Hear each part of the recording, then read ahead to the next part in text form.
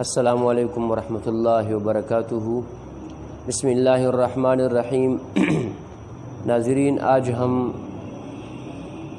صدقہ فطر کے کچھ مسائل آپ کے سامنے بیان کریں گے۔ کیونکہ رمضان کا مہینہ ہے تو لوگوں کو صدقہ فطر ادا کرنے کی فکر ہوتی ہے۔ صدقہ فطر کس کے اوپر واجب ہے؟ شریعت میں صدقہ فطر ہر عاقل بالغ مسلمان جس کے پاس زکوٰۃ کی نصاب جتنا مال موجود ہو اس پر صدقہ فطر واجب ہے۔ زکوٰۃ اگر چاندی کے حساب سے ہو تو 52.5 تولے چاندی ہے، اور اگر سونے کے حساب سے ہو تو 7.5 تولے سونا ہے۔ اگر اس کو ہم نقدی کے حساب سے لگائیں گے تو ہم چاندی کا حساب لگائیں گے۔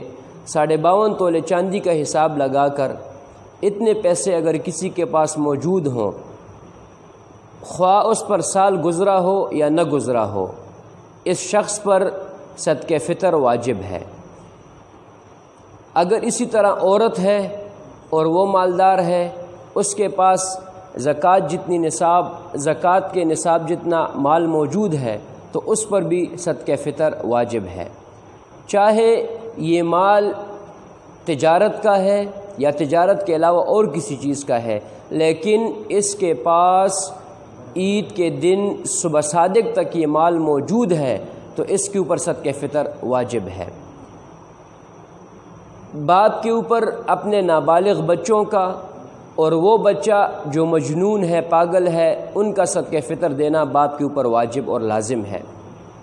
اسی طرح اگر ماں باپ غریب ہیں اور اولاد مالدار ہے تو اولاد کے اوپر اپنے ماں باپ کا صدقہ فطر دینا بھی لازم ہے اور واجب ہے۔ عورت کے اوپر اگر عورت مالدار ہے تو اس کے اوپر صرف اپنا صدقہ فطر واجب ہے اور کسی کا واجب نہیں۔ شوہر کی طرف سے عورت پہ واجب نہیں ہے اور بچوں کی طرف سے بھی عورت پر واجب نہیں ہے، بلکہ عورت صرف اپنے طرف سے ادا کرے گی۔ اگر کسی کے پاس مال موجود ہے لیکن وہ قرض خواہ ہے، قرض دار ہے وہ، اور اس کو قرضہ دینا ہے، تو قرضے کی جو رقم ہے وہ اگر درمیان سے نکال لی جائے اور اس کے پاس اب جو مال بچا ہے وہ اگر نصاب کے برابر ہے تو اس کے اوپر صدقہ فطر واجب ہے، اور اگر وہ اس نصاب کے برابر نہیں ہے تو اس کے اوپر صدقہ فطر واجب نہیں ہے۔ اسی طرح اگر ہم صدقہ فطر دینا چاہیں تو صدقہ فطر کس وقت واجب ہوتا ہے مسلمان پر؟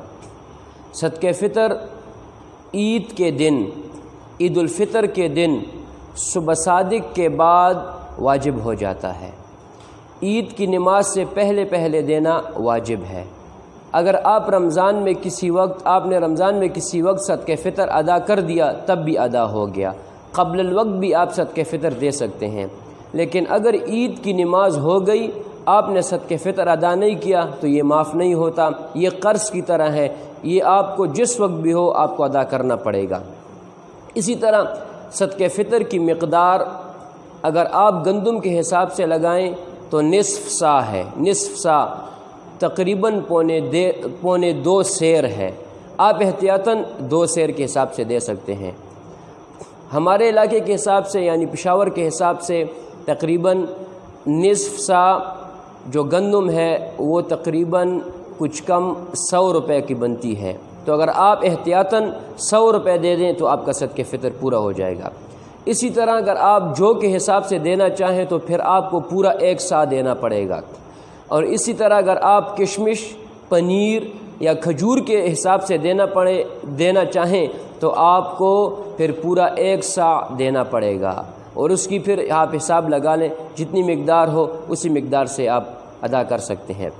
آپ صدقہ فطر ایک بندے کو بھی دے سکتے ہیں اور مختلف فقیروں کو بھی دے سکتے ہیں۔ بہت سے آدمیوں کا صدقہ فطر 5 آدمیوں کا یا زیادہ کم آدمیوں کا صدقہ فطر ایک شخص کو بھی ادا کر سکتے ہیں، اور اسی طرح 1 یا 2 آدمیوں کا صدقہ فطر آپ مختلف فقیروں میں بھی تقسیم کر سکتے ہیں۔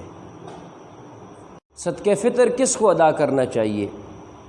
ہر وہ آدمی جو زکوٰۃ کا مستحق ہے، زکوٰۃ لینے کا مستحق ہے، مطلب اس کے پاس زکوٰۃ کی نصاب جتنا مال نہیں ہے، موجود نہیں ہے، اس کے پاس 52.5 تولے چاندی جتنی نقدی یا 52.5 تولے چاندی یا 7.5 تولے سونا اس جتنا مال موجود نہیں ہے، آپ اس کو صدقہ فطر دے سکتے ہیں۔ وہ غریب ہے، آپ اس کو صدقہ فطر دے سکتے ہیں۔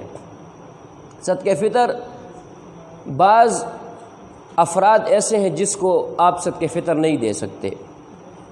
حضرت علی رضی اللہ تعالیٰ عنہ کی اولاد، حضرت فاطمہ رضی اللہ تعالیٰ عنہ کی اولاد، حضرت عباس، حضرت عقیل اور اسی طرح جن کو ہم سید کہتے ہیں، قریشی کہتے ہیں، ہاشمی کہتے ہیں، تو ان کی اولاد کو صدقہ فطر دینا جائز نہیں ہے۔ مالدار کو بھی صدقہ فطر دینا جائز نہیں ہے۔ جو خود صاحب نصاب ہے اس کو صدقہ فطر دینا جائز نہیں ہے۔ صدقہ فطر میں سب سے پہلے اپنے رشتہ داروں کو رکھیں۔